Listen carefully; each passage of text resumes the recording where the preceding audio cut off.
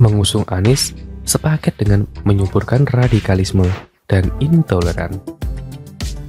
Alur Pilkada DKI Jakarta 2017 telah tercatat dalam sejarah kelam demokrasi Indonesia. Sebuah pelajaran bagi bangsa Indonesia tentang kebiadaban kaum radikal dan intoleran yang sangat bertentangan dengan jati diri sesungguhnya bangsa Indonesia. Sejarah buruk jalannya pilkada yang mengarah kepada perpecahan berkelanjutan antar masyarakat benar-benar telah membuat luka terhadap demokrasi dan perlu waktu lama untuk menyembuhkannya. Model dan gaya pilkada DKI Jakarta 2017 diibaratkan pupuk bagi tumbuh suburnya radikalisme dan intoleransi. Dan dengan sendirinya nama Anies Rashid Baswedan tidak akan bisa lepas dari kaum radikalis dan intoleran. Semua elemen bangsa ini seharusnya memiliki kesadaran bahwa politik identitas keagamaan tidak banyak membawa kebaikan bagi sistem demokrasi di Indonesia. Justru yang terjadi adalah sebaliknya. Radikalisme dan intoleransi seolah diberi tempat khusus sehingga memunculkan berbagai tindakan arogansi bertopeng agama. Bahkan berpotensi mengerus nilai-nilai luhur serta pilar kebangsaan dan bernegara yaitu Pancasila dan UUD 1945. Mengerikan sekali membayangkan jika radikalisme dan intoleransi ini semakin menjadi-jadi di negeri tercinta. Tidak akan ada lagi tercipta atmosfer kebersamaan dan saling menghargai dalam kehidupan bermasyarakat. Padahal negara ini terbentuk oleh satu semangat kebangsaan yang kemudian tersokong oleh kuatnya persatuan kesatuan. Sudah terbukti dan nyata di DKI Jakarta, bagaimana pemimpin yang kemenangannya diusung oleh radikalisme dan intoleran hanya bisa berwacana tanpa bekerja. Jangan bekerja, merencanakan program yang menjadi kebutuhan mendasar masyarakat saja tidak terwujud.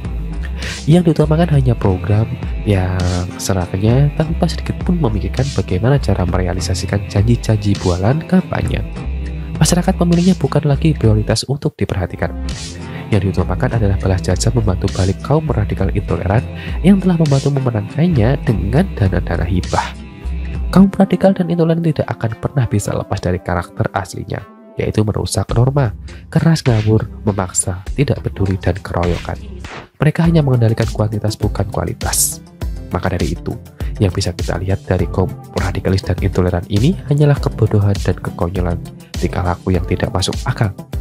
Sayangnya, masyarakat banyak yang tidak menyadari bahwa mereka telah terperangkap pada sebuah pembiaran sistematik yang memberi peluang kaum radikalis intoleran berkembang dan bertingkah laku semaunya sendiri, serta dengan entengnya melanggar berbagai norma kemanusiaan yang berlaku.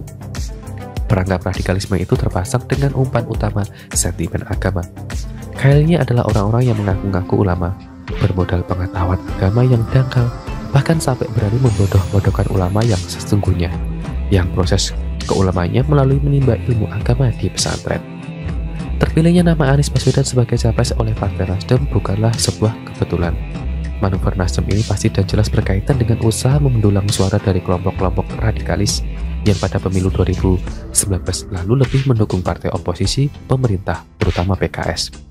Sedang pada Pilkada DKI 2017, kelompok-kelompok radikalis dan PKS mendukung Anies.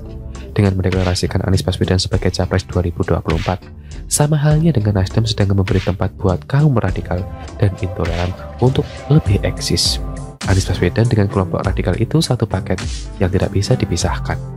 Munculnya framing ini tidak bisa juga dihindari oleh Anies, karena memang kelompok inilah yang mengantarkannya menjadi DKI 1, dan untuk selanjutnya politik berbasis politisi identitas ini semakin mempertegas adanya polarisasi berkepanjangan. Kita sependapat kalau polarisasi adalah hal yang biasa, tapi khusus bagi negara yang demokrasinya sudah benar-benar matang, untuk Indonesia, polarisasi justru semakin memperlebar pertentangan identitas yang seharusnya mudah dipersatukan.